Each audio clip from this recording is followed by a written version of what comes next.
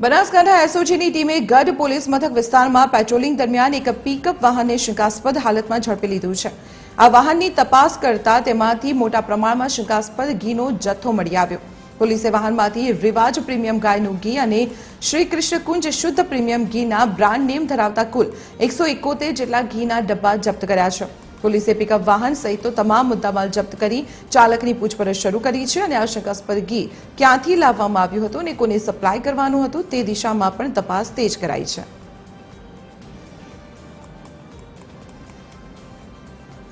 ત્યારે સંવાદદાતા વિક્રમ Thakor phone line પર છે, અમારી સાથે જોડાયેલા છે। વિક્રમ, જે પ્રકારની જાણકારી સામે આવી છે, શંકાસ્પદ ઘીનો જથ્થો મોટા પ્રમાણમાં ઝડપાયો છે, શું તેની તપાસમાં કોઈ ખુલાસો થયો છે?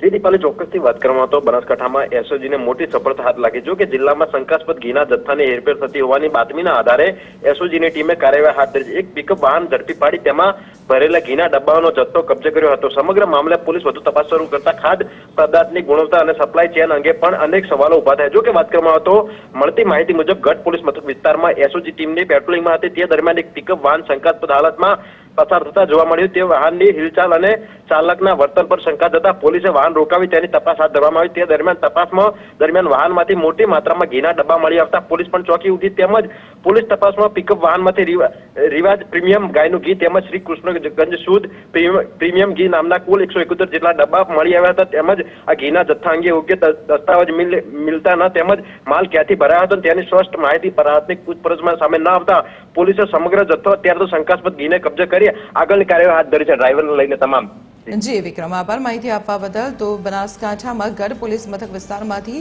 શંકાસ્પદ ઘીનો જથ્થો ઝડપાયો છે। એક વાહનની તપાસ કરતા આ જથ્થો ઝડપાયો છે। કોઈ કાગળિયા કે પછી કોઈ ડોક્યુમેન્ટ જે ડ્રાઈવર હતો તેની પાસે ન હોવાને કારણે આ તમામ મુદ્દામાલ પોલીસે જપ્ત કર્યો।